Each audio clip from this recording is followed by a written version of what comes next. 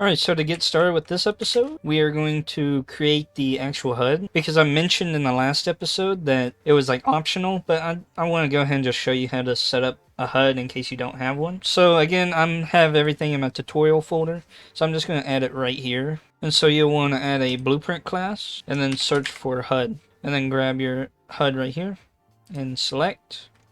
And again, I'm going to do _t BP HUD. Then go ahead and open up your HUD, and then you can just delete all of this. We don't really need that. And then obviously just grab your begin play back out because we just deleted it. And then you want to right click and do get player controller. And then off of this, do a create widget like this. And this will essentially just initialize an object, or it'll create an object of the widget class we pass in. And that class is going to be our WBP HUD, or the WBP HUD widget, like that. And then I'm simply going to right click on this end and promote this to variable, and call this HUD widget. And this is just so other classes can access this HUD that we created. And then at the end, I'm going to do add to viewport, because we want to automatically add this HUD onto the player's screen whenever they start the game. And with that, that is literally all you need to do in the HUD, so you can just compile and save and close out of this. And if you want to, you could make a game mode and everything to use your HUD class, but I'm simply just going to override the base game mode. And I already have my BP HUD from the one I've already made.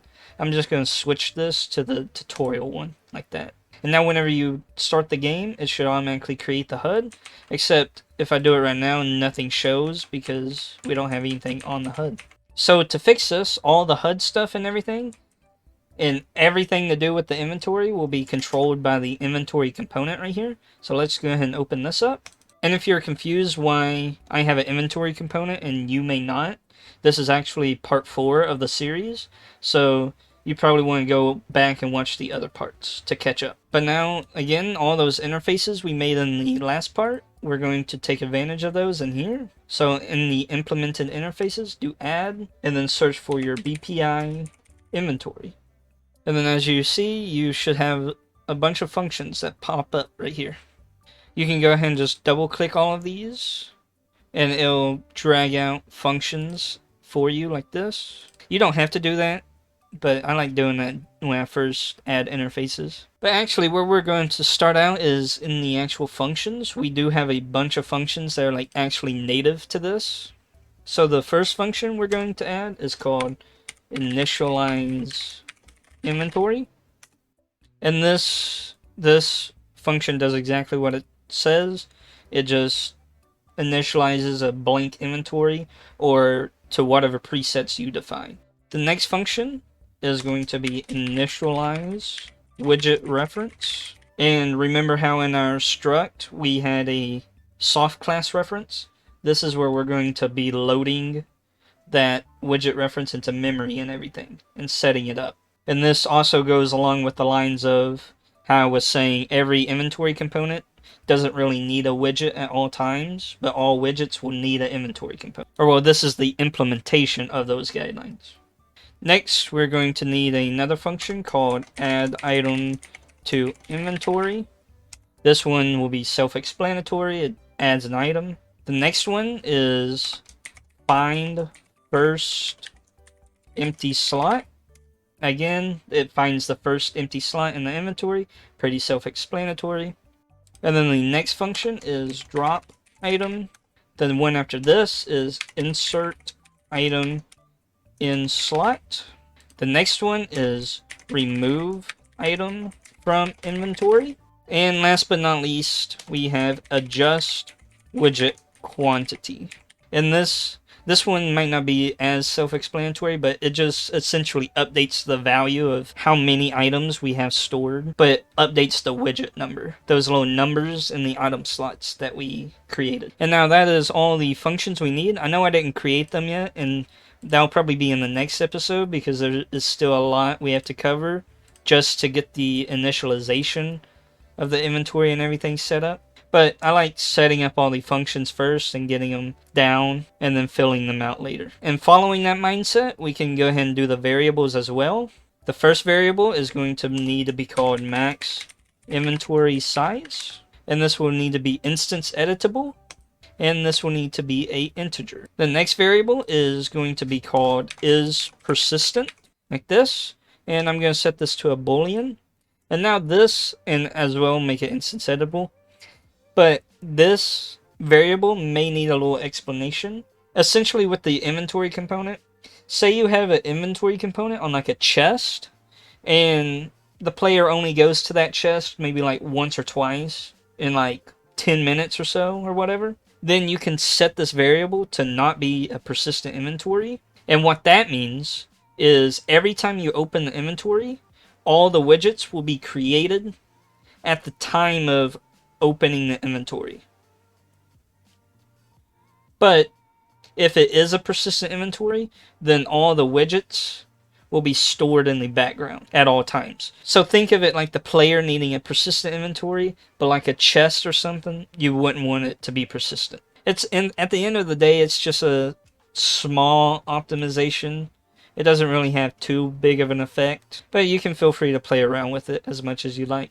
And so now the next variable is going to actually be our widget reference. And this is going to be it's going to be called inventory widget. And then the value of it is going to be a user widget right here. And then it's going to be a soft class reference like that. And then you'll need to compile so you can access this value. And the value of this is going to be our inventory. Yeah, just inventory. I was thinking inventory widget, but just inventory. Like that. And see, since we're using interfaces, we don't need to know any of the functions that are actually in the inventory widget itself. We can simply store it as a user widget and then load that user widget whenever we need it based on the persistent value, like I was saying before. And then we can interact with the interfaces that we created in the last episode. So next we need a widget object reference now.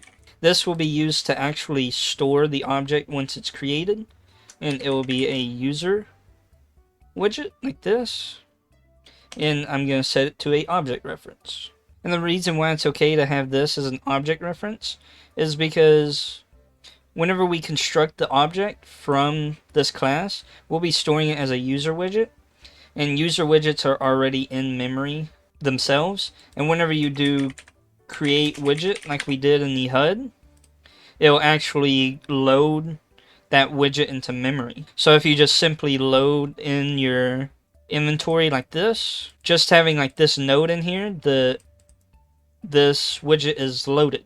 But if we just use a soft reference and then we load a user widget through a soft reference that's pointing to this type, and then we store it as a widget object reference, then we can just use our interfaces on it, and we don't have to actually store the value. But next, we're going to need another variable called widget details, and this will be a s inventory widget details like this. Remember, this is the size and everything of our widget that'll be on the screen, and this will need to be instance editable as well. Next, we're going to need a variable called items, and this will be a inventory data, and this will be an array. Now there's many different ways you can do inventories. All an inventory is transferring data from the ground to the player. That's basically what an inventory boils down to. So according to like what you want the player to be able to do with the item, there's tons of different ways you can make inventories and optimize them for your specific needs. So you could do inventories where you do like bitwise operations. They're like a lot more limited, but you can have like absolute massive inventories with them.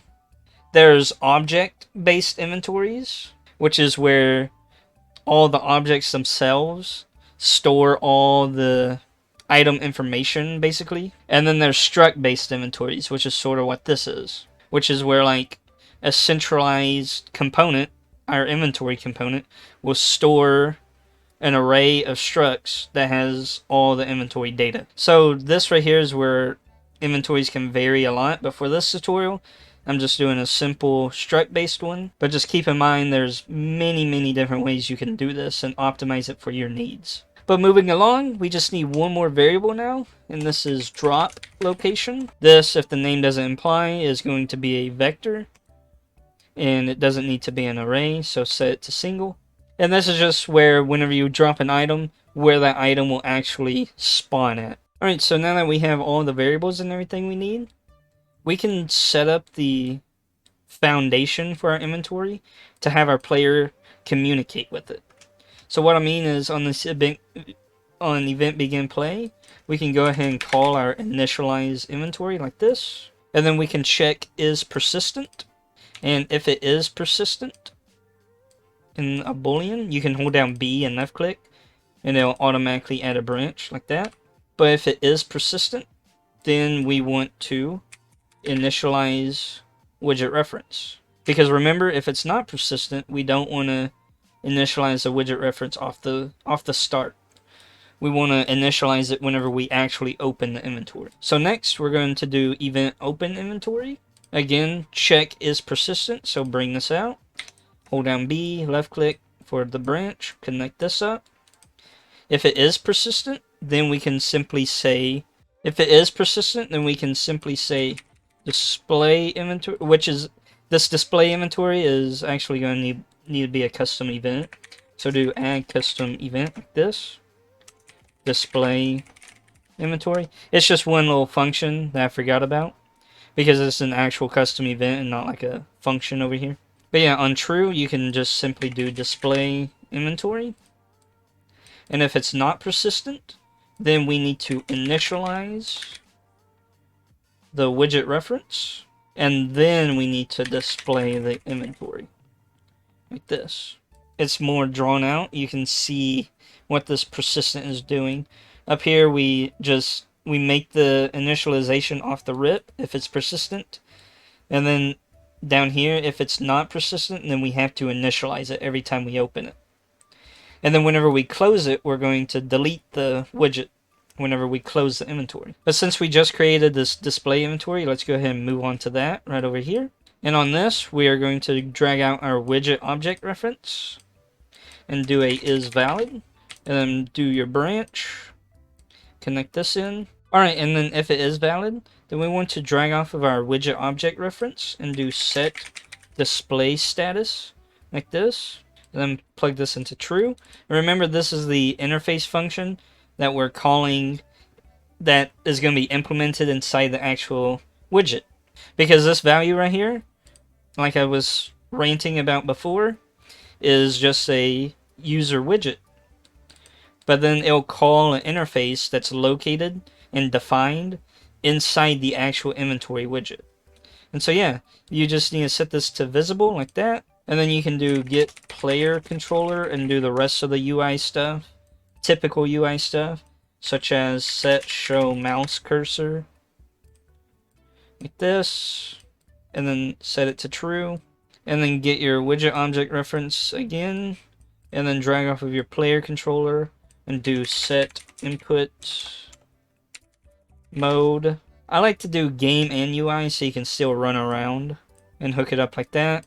And then in widget to focus is our widget object reference. And that is our display inventory done. Alright, so now since we did the open inventory, I guess it's reasonable to do the close inventory next. And again, I'm just going to copy and paste this is persistent right here, because it's the exact same thing. And then on true, we just do the exact opposite like we did in the display inventory. We just do the exact opposite. So drag in your widget object reference like this, and then do it is valid, because remember this is on persistent, so we definitely want to make sure it's valid. And then hook that up into our branch like that. You can double click the line to add a reroute node and drag it up like that, just to clean the line up a little bit. Then I'm going to drag onto this and do set display status again. And then I'm going to set this to collapsed, just so it's like completely off the screen. And then I'm going to copy this over here once again, because it's the same exact thing, except you're setting it to false this time because we want to hide the mouse cursor.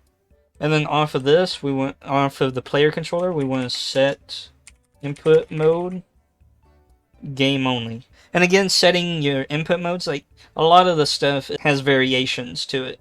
Like if you're already in like a UI game or a game based on like UI and stuff, then you might need to set your mode to something else than what I do. And so now on the false on is persistent, instead of hiding the inventory like this, we're going to completely destroy it. So drag in your widget object reference like this. And again, is valid, just to make sure it's always valid. And then connect that up. And if it is valid, then you want to drag off of this and do remove from parent like that, which will just remove it from its parent widget. And then again, at the end, it's literally the same stuff over here, so just copy and paste. But yeah, make sure you compile and save, and everything is working so far. Now we only have 2 more interface functions to implement. Let's start with remove item, because this is a little more complicated than the next one. This all function right here, or the all variable, or the parameter, you just want to connect this up into a branch like that. And then this remove item will call remove item from inventory. Oh, and one thing I forgot is adding the inputs to all these functions. So the add item to inventory will need one input called item data, and this will be passed by reference like that, and it'll be inventory data, and it'll have one output for a boolean, and it will be called everything added. Find first empty slot will have a output as well, and this will be a integer, and this will be the index, which is just returning the index of the empty slot. And then drop item will have a input, and it will be called drop item data, and it will be inventory data, and again pass it by reference like that. Insert item in slot will have 2 inputs. One will be a integer, and this will be current index. The next one will be called item data. See how I was saying these inventories are literally just passing item data around all over the place. And this integer, the current item index, or the current index, you don't want it to be reference. The item data will need to be a inventory data. And then the output will need to be added item success. Like that. And then this will be a boolean. And then remove item from inventory just needs 2 inputs that are integers. First parameter is index. Second parameter is amount. And adjust widget quantity will need a integer, which is a index. Just like that. So now back to this. You can plug our true into here. And so if it's true, and we do want to remove all items, then we want to use the index like that. And then we want to get our items array like this.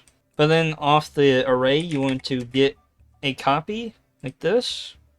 And then the index in this array will be index as well. And then I'm going to split this. And I'm going to drag in quantity for the amount, because we want to remove the exact quantity that is stored to remove all the items. But if we don't want to remove all items, then you want to copy your remove from inventory down here, and then you simply plug in index and amount like that, and then that will remove the amount that's sent over. And then lastly but not least, we can do the event add item, which this will just call add item to inventory like this. And you just plug this into there. And the reason why this interface isn't passed by reference is because the object that this inventory data comes from is going to be deleted whenever you pick it up. So then that reference won't exist no more. So you need to pass it in to the inventory as a copy. But then once it's in the inventory, then you can pass it to the other functions as a reference. So now, we can now compile and save. And that is the basis of the inventory component set up. And now we can actually add this to our character and actually start implementing this inventory component onto stuff. So navigate to wherever your character is located and open it up. Alright, so now that it's open, I'm going to add in some testing stuff, and keep in mind this is testing. So I'm gonna make a comment right here, and I'm gonna call it testing stuff like this and make it red. This is just playing around with the inventory and seeing how everything works, basically. And to get started, I'm going to come up here and add a component, and obviously this is going to be a inventory component like that. And then in our testing stuff area right here, I'm going to add a event tick.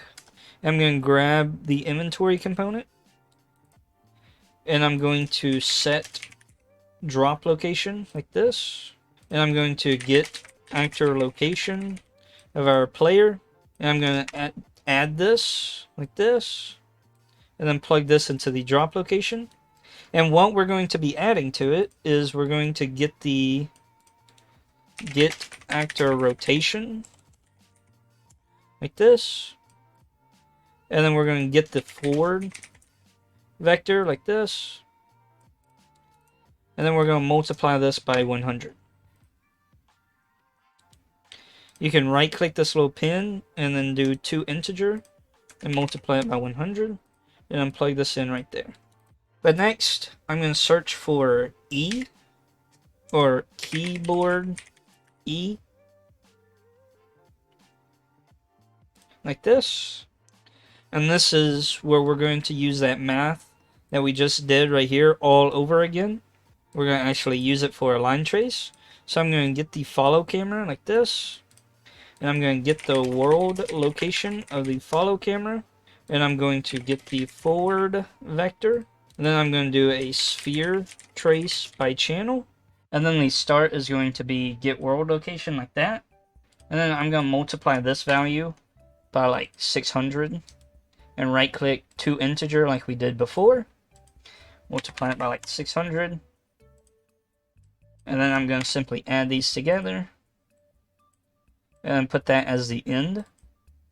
The radius of this is going to be 30, and then I'm going to hold down B, get a branch, check if this hit, and then drag out hit and do break hit result like that.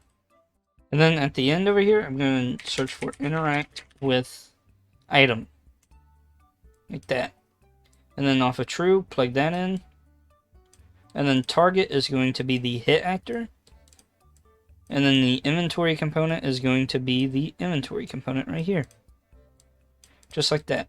And this is another interface that we created in the last episode as well.